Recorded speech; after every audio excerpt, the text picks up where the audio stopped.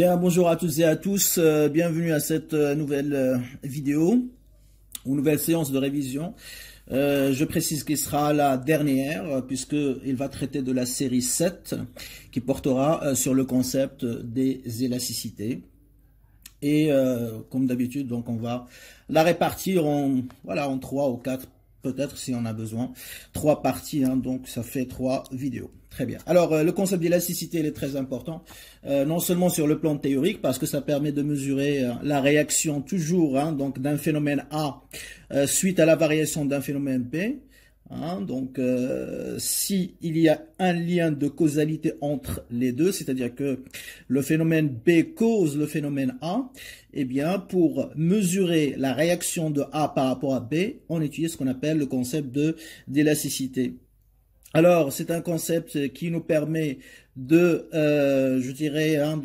étudier deux choses. Premièrement, le sens de variation, c'est-à-dire est-ce qu'il varie dans le même sens ou dans le sens opposé, quand je parle des deux phénomènes, ou d'une fonction et une variable, sur le plan général. Donc, le sens de variation, est-ce qu'il varie dans le même sens ou le sens inverse, et bien sûr, le degré de variation ou la proportion, donc avec laquelle ça va varier. Est-ce que ça varie avec le même pourcentage? Est-ce que ça varie plus fort? Est-ce que ça varie moins fort? Et là, bien évidemment, donc ces données, ces informations qu'on va obtenir grâce à la réponse à ces deux questions, ça va nous permettre de prendre des décisions, donc qu'on soit consommateur ou qu'on soit producteur. Et j'avais déjà expliqué dans le cours magistral, notamment pour les chefs d'entreprise, en tout cas celui qui est responsable de la politique de prix, de tarification, il se pose toujours la question, est-ce que je dois augmenter le prix ou pas? Pour augmenter bien sûr le chiffre d'affaires et le bénéfice au final. Et là, bien sûr, pour déterminer quelle est la bonne décision, il doit étudier quoi? La réaction de la demande suite à la variation de prix. Donc le prix, c'est le phénomène qui va causer la variation, d'accord, de la demande. Et donc, il est très important d'étudier la sensibilité et la réaction de cette demande, c'est-à-dire les clients tout simplement, suite aux variations des prix. Et en fonction de cette réaction, bien sûr, est-ce que ça varie dans le même sens ou pas? Dans quelle mesure, dans quelle proportion, avec quel pourcentage ça va varier? Ça va augmenter ou ça va baisser? Eh bien, donc, la décision d'augmenter ou de baisser le prix ou de garder le prix aussi inchangé, bien sûr, donc ça va être différent suivant les situations. Très bien.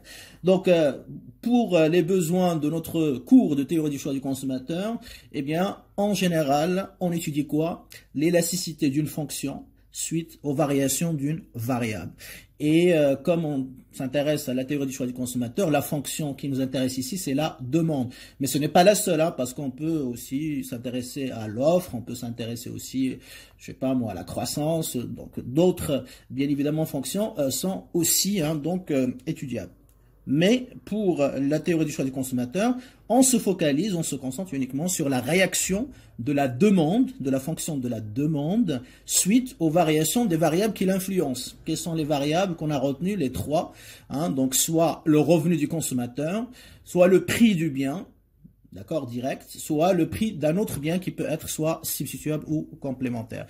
Et donc, en fonction de la réaction de la demande suite à ces 3 variables, eh bien, on a bien sûr donc des, comment dirais-je, des enseignements, des conséquences qu'on va en tirer et qui vont impacter le choix du consommateur, mais aussi donc le choix du producteur. Très bien.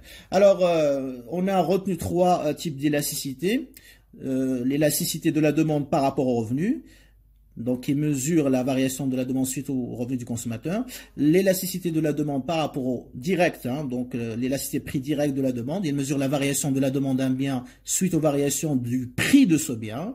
Et enfin, là, ce qu'on appelle l'élasticité prix croisée de la demande, c'est qu'elle mesure en fait la réaction de la demande suite aux variations du prix d'un autre bien. Et dans toutes ces 3 élasticités, la règle ou le principe directeur est le même. C'est-à-dire qu'on fait le rapport des variations relatives. Pourquoi? Parce qu'on se débarrasse des unités de mesure parce que ça pose un problème d'interprétation. Et donc, quand on fait la variation, le rapport de variation relative, on travaille avec les pourcentages. Donc, l'élasticité, c'est la variation en pourcentage de la fonction de la demande, d'accord, lorsque la variable varie de 1%. Cette variable, ça peut être le revenu, ça peut être le prix du bien, ça peut être le prix d'un autre bien. Et donc, c'est un rapport de variation relative ou le rapport des pourcentages de la variation de la demande et les variables qui l'influencent. Très bien. Alors, ces élasticités, ça nous permet aussi de déterminer la nature des biens, on a vu. Hein, l'élasticité revenue de la demande, ça permet de distinguer entre le bien normal et le bien inférieur. Et à l'intérieur du bien normal, on peut distinguer aussi entre le bien de luxe et le bien nécessaire ou essentiel. De la même manière, pour l'élasticité prix direct de la demande, on distingue entre les biens typiques et les biens atypiques. Typique, ça veut dire qu'il respecte la loi de la demande. Atypique, il ne respecte pas la loi de la demande. Et enfin, l'élasticité prix croisée, ça nous permet de distinguer entre deux types de relations entre les biens. Donc, les biens substituables lorsqu'elle est positive et complémentaires lorsqu'elle est négative. Très bien. Voilà un petit survol rapide donc pour le concept d'élasticité. On va revenir en détail et on fera les rappels nécessaires en fonction des questions qui se posent. Donc, on attaque, si vous le voulez bien, la dernière série de notre révision, la série 7, et qui traitera bien évidemment des élasticités, donc des 3 élasticités que je viens de citer, bien sûr. Ok, on va les voir au fur et à mesure donc des différents exercices. Alors, on en a 4. On va commencer par le premier.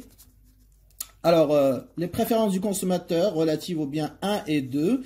Donc là, j'ai pas x, y. Faites attention aux notations, c'est très important. Sont représentées par la fonction d'utilité suivante, c'est-à-dire 1 plus x1 fois x2. Le revenu du consommateur est égal à 50 dirhams, pardon. Donc, R est égal à 50 dirhams. OK. Le prix du bien P1, c'est 10 dirhams. D'accord. Le prix du bien 2, c'est très important de faire ce travail-là que je suis en train de faire, parce que ça vous permet de rentrer un petit peu, donc je dirais, dans l'ambiance de l'examen, d'être concentré, de bien mémoriser les données pour ne pas se tromper, parce que parfois il y a des gens qui commettent juste des erreurs parce qu'ils ne recopient pas bien les données. Ça peut paraître banal, mais malheureusement ça fait perdre des points. Et ça vous permet, ça permet au cerveau d'être un peu plus actif et de construire la réponse au fur et à mesure. Ok. Très bien. Donc donnez les expressions des demandes marshalliennes pour la première question directe, claire, pour les biens 1 et 2. Après, bon, voilà, je ne vais pas relire tout, voilà, pour gagner du temps, mais le jour de l'examen, comme j'ai l'habitude de le rappeler et répéter à chaque fois, eh bien, il faut lire jusqu'à la fin. Très bien. Alors, expression des demandes marshalliennes. Donc là, vous avez la fonction d'utilité, ok. Et à partir de la fonction d'utilité, bien sûr, on peut en déduire les expressions des demandes marshalliennes, comme on l'a déjà fait dans les séries précédentes, en résolvant le programme du choix du consommateur, comme on l'a déjà montré dans les applications précédentes. Très bien. Donc, je vais reprendre la fonction d'utilité. Il faut respecter, donc si je vous donne x1, x2 dans l'examen, il faut travailler avec x1, x2, c'est obligatoire. Il y a certains qui, même si je mets x1, x2, ils vont travailler avec xy. Non, il faut travailler avec x1, x2, p1, p2. C'est obligatoire. Respectez la notation. 1 plus x1 fois x2, d'accord? Très bien. Alors, la première question qu'on a, c'est les demandes marshalliennes. Et donc là, les demandes marshalliennes, bien sûr, donc je cherche uniquement les expressions de x1, ça veut dire x1 étoile en fonction de R, le prix du bien 1 et le prix du bien 2. Ok. Donc on va chercher ça. Et la demande marshallienne de x2, c'est R, P2, le prix du bien 2, et le prix de l'autre bien. Voilà un petit peu ce qu'on nous demande dans cette question. D'accord? Très bien. Alors, le programme. Donc, pour trouver x1 étoile, les expressions générales de x1 étoile, x2 étoile, donc je vais résoudre le programme suivant. Le programme du choix du consommateur. Ok. S'écrit toujours maximiser, le consommateur étant rationnel, maximiser U qui est égal à quoi? 1 plus x1 fois x2. Sous la contrainte, bien sûr, R est égal à x px plus y py. Alors, même si on me donne, donc le revenu, on a dit 1 est égal à 50, P1 est égal à, on a dit à 10, et P2 est égal à 2. Je ne vais pas remplacer donc ces variables-là par leur valeur ici. Parce que si je remplace, je ne vais pas obtenir les expressions des demandes marshalliennes. D'accord? Donc, je travaille uniquement avec R à l'état général. Pardon. Là, j'ai oublié, donc ça c'est le réflexe de l'habitude, c'est XP1, pardon.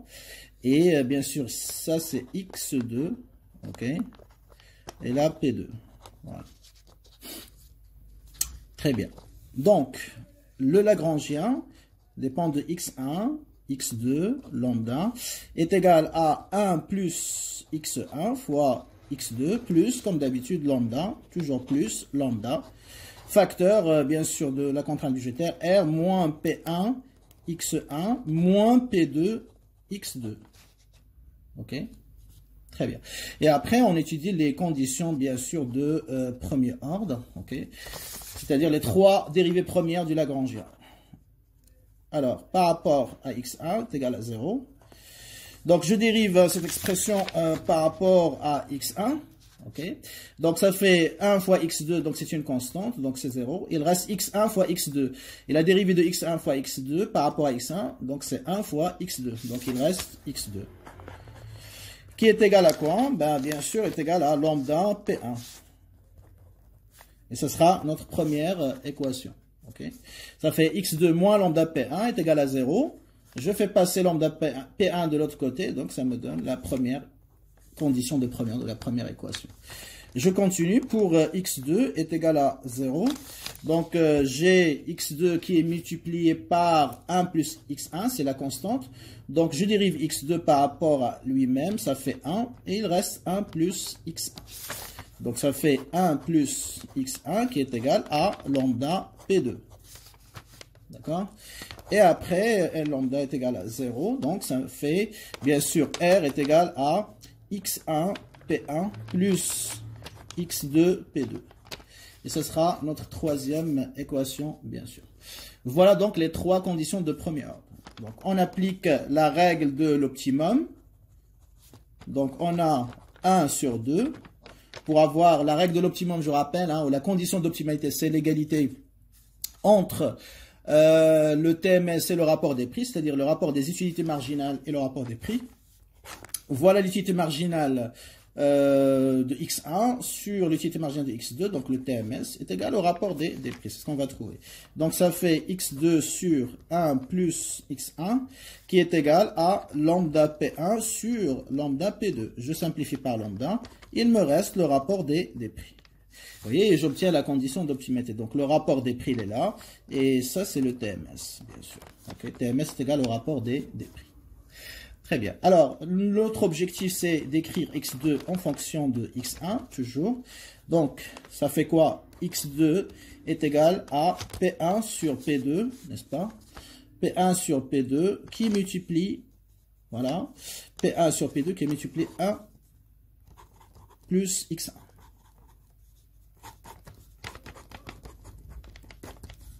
OK? Donc, x2 est égal à P1 sur P2 fois 1 plus x1, bien sûr. OK? Très bien. Alors, une fois j'ai ça, d'accord? Je vais, bon là, je vais noter, hein, c'est la quatrième équation. Je vais remplacer x2 par ça, pour son expression, dans la troisième équation. D'accord? Alors, ça donne quoi? R est égal à P1 x1 plus P2, facteur de tout ça, c'est-à-dire de P1 sur P2 fois 1 plus x1. OK? Très bien. Alors, je simplifie par P2, bien sûr. Donc, il reste P1 x1, OK? Plus P1 fois 1 plus x1. OK? Très bien. Donc, ça nous donne, je vais développer un petit peu ce qu'il y a à l'intérieur, hein, donc des parenthèses, bien évidemment. OK? Et donc, ça me donne P1 x1 plus P1 plus P1 x1. Donc, je rappelle, ça c'est R. Et ça, bien sûr, hein, je vais regrouper donc P1 x1 avec P1 x1. Donc, ça me fait 2 P1 x1 plus P1. Moi, ce qui m'intéresse, c'est de trouver donc x1 étoile. Donc, je vais faire passer P1 du côté de R. Donc, ça fait R moins P1 qui est égal à 2P1 x1. Et là, j'obtiens bien sûr x1 étoile, l'expression générale, qui est égale à R moins P1 sur 2P1. Et ça sera ma cinquième équation. Ok, très bien. Alors, je prends l'expression de x1 étoile, je la remplace dans l'expression, la fonction x2. Donc, ça fait 5 dans 4. Ok.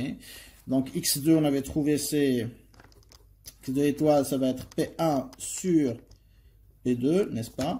Facteur de 1 plus x1 étoile, n'est-ce pas? Donc, on va remplacer x1 étoile par cette expression. Donc, ça fait x2 étoile qui est égal à P1 sur P2, facteur de 1. Et je prends l'expression là, R moins P1 sur 2P1. Alors, pour pouvoir simplifier par P1, je dois uniformiser le dénominateur ici, hein, à l'intérieur des crochets. Donc, P1 sur P2 pour facile. Parce que là, c'est très important de bien gérer le calcul le jour de l'examen. C'est-à-dire que si tu n'organises pas ton calcul de manière intelligente, eh bien, tu vas te retrouver avec des expressions qui sont très longues, avec des calculs qui sont inutile, tu vas perdre du temps, tu risques de commettre des erreurs, etc. Et donc de rater, de rater des points bêtement. Donc, essayez toujours d'organiser votre calcul de façon plus pratique, plus intelligente, plus efficace. Alors, ici, au lieu de laisser ça 1, il vaudrait mieux, parce que certains ils vont dire, c'est égal à quoi? P1 sur P2 fois 1 plus P1, etc. Et après, voilà, on va allonger le calcul de manière inutile. Alors, de P1, je vais uniformiser 2P1 plus R moins P1, et comme ça je peux simplifier aussi le calcul, notamment par P1, donc sur 2P1, ok, j'élimine P1, ok, donc qu'est-ce qui me reste? 1 sur P2 bien sûr, ok, 2 fois P2, ici en bas, d'accord, 2P1 moins P1 c'est P1, donc ça fait R plus P1. Vous voyez, hein, donc c'est plus facile. Donc voilà l'expression de la demande marshallienne du bien 2. Donc x2 étoile est égal à R plus P1 sur 2 de P2. Comme on a trouvé pour x1 étoile, R moins P1 sur 2 de P1. Donc voilà la réponse à la première question. Vous remarquez que la demande marchandienne du bien 2 dépend du revenu du consommateur, du prix du bien 1 et du prix du bien 2. Et pareil ici. Okay.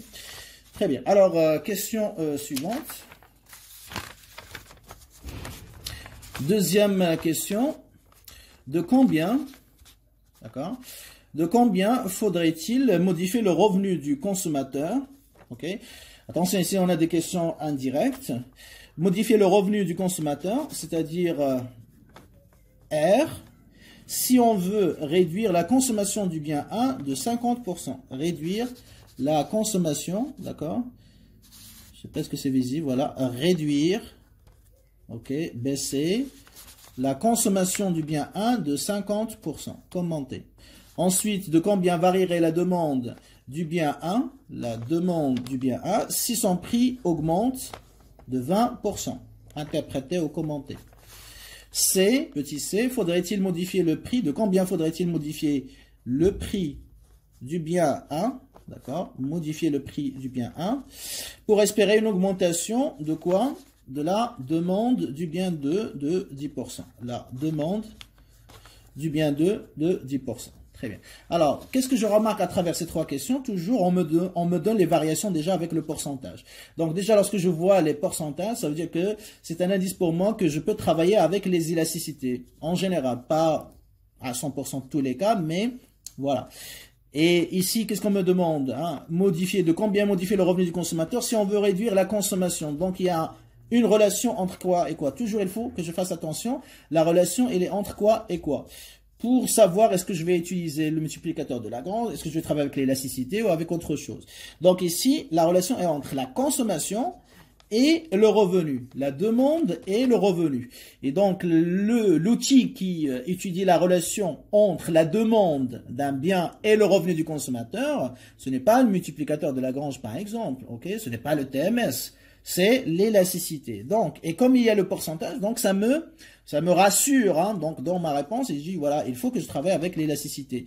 Mais quelle élasticité? Ben, celle qui traite de la relation entre la demande et le revenu, c'est l'élasticité revenu de la demande. Donc ici, je dois travailler avec E de X1, puisque c'est le bien 1, par rapport à R.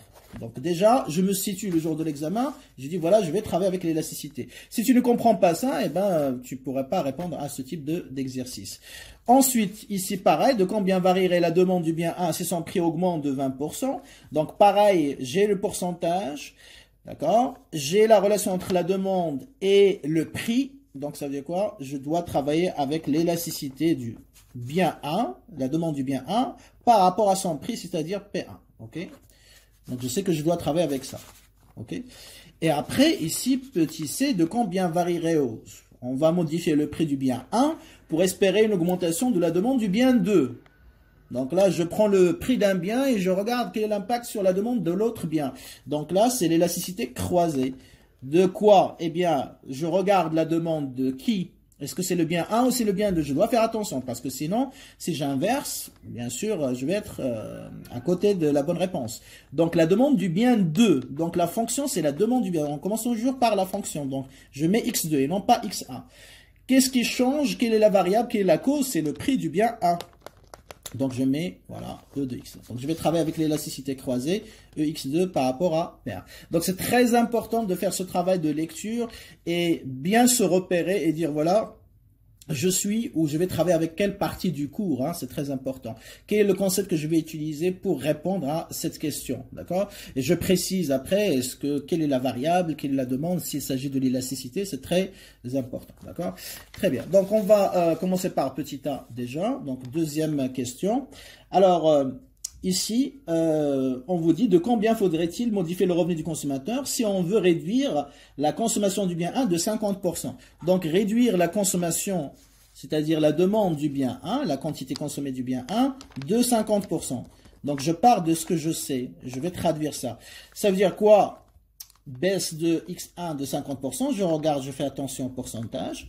Donc, ça veut dire que c'est une variation relative, n'est-ce pas? Donc, j'écris pas uniquement delta x1, mais delta x1 sur x1, parce que j'ai pourcentage.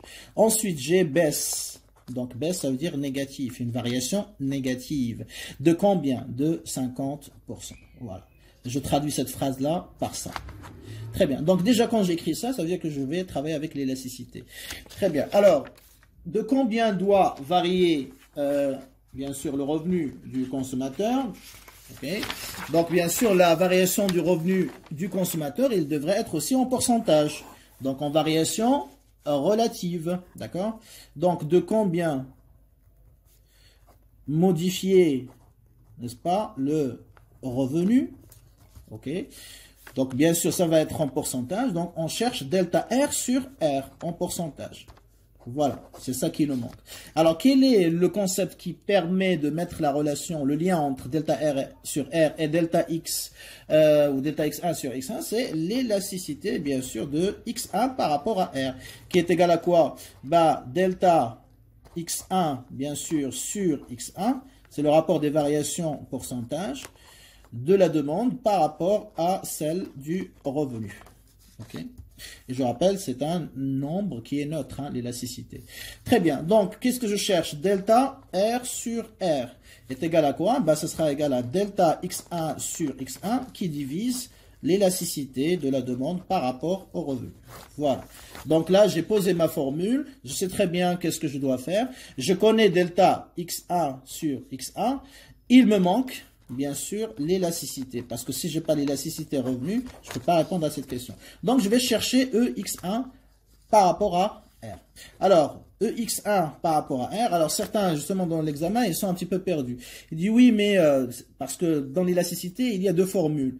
Hein, donc, il y a la formule pour calculer l'élasticité et après la formule pour déterminer quelles sont les variations qui nous manquent, soit le revenu, soit la demande, soit le prix, etc. Donc, pour calculer toujours donc la valeur, lorsque vous avez uniquement la fonction de la demande, on utilise la dérivée, c'est-à-dire x1 par rapport à r fois r, n'est-ce pas, sur x1. Une fois que je trouve la valeur de x1, x1 par rapport à r, Là, je vais revenir et je vais travailler avec delta pour chercher les soit ça, en fonction, bien sûr, des questions. D'accord? Alors, donc, on a besoin de la valeur de l'élasticité, parce qu'il y a des étudiants qui se sont trouvés bloqués. Ils ont dit, oui, mais comment on va trouver la valeur de l'élasticité? Bah, il faut toujours utiliser les données. Qu'est-ce qu'on vous donne? L'expression de la fonction de la demande, qu'est-ce qu'on a trouvé? C'est R moins P1 sur 2P1. Vous n'avez pas de valeur finale, de valeur initiale pour calculer ça de toute façon. Donc, qu'est-ce qu'il vous reste? Il faut utiliser la dérivée. Voilà. Donc, juste avec un petit raisonnement logique, on arrive à trouver toujours les réponses. Très bien. Alors, je dérive. Hein, donc, dérivée de x1 par rapport à R, c'est la dérivée donc de R moins P1 sur 2P1, n'est-ce pas? Prime par rapport à R. Et comme on a dit, on simplifie avant de faire la dérivée. Donc, R de P1, comme ça, je vais isoler les constantes. D'accord? Et les constantes, dans ce cas-là, leur dérivée sera égale à 0. Comme ça, ça va plus vite. Je dérive aussi par rapport à R. Okay? Donc, ça, c'est R sur 2P1 moins P1 sur 2P1. Donc, ça, c'est 0. N'est-ce pas? Puisque je dérive par rapport à R. Il va me rester R sur 2P1 prime. Par rapport à R, c'est 1 sur 2P1. Voilà, facile. Voilà la dérivée. Mais je n'ai pas terminé pour l'élasticité. Donc, je dois calculer à quoi est égal R sur X1. C'est R sur R moins P1, bien sûr, sur 2P1. Qui est égal, donc je fais monter 2P1 ici en haut. Donc, ça fait 2P1 fois R sur R moins P1. Voilà le deuxième terme. Okay. Et après, je viens à ici, en élasticité, est égal à 1 sur 2P1, la dérivée que j'ai trouvée, fois ça, c'est-à-dire 2P1 fois R sur R moins P1. Je simplifie par combien? 2P1, qu'est-ce qui reste? R sur R moins P1. Voilà l'expression générale de mon élasticité. Donc, qu'est-ce que je fais? Je remplace. On a R qui est égal dans les données, je regarde. Les données, donc on a dit que le revenu est égal à 50. P1 est égal à 10. Voilà. Et P2 est égal à 5. Je remplace tout simplement. Donc EX1 par rapport à R sera égal à 50. Sur 50 moins 10, ça fait 50 sur 40. Je simplifie, donc il reste 5 sur 4. Donc, interprétation, si le revenu du consommateur augmente ou baisse de 1%, donc la demande du bien 1 va augmenter ou va baisser, puisque c'est positif, d'accord? Il va augmenter, il va baisser de 1,25%, d'accord? Voilà. Et on a une élasticité de la demande du bien 1 par rapport au revenu qui est positive, donc c'est un bien normal.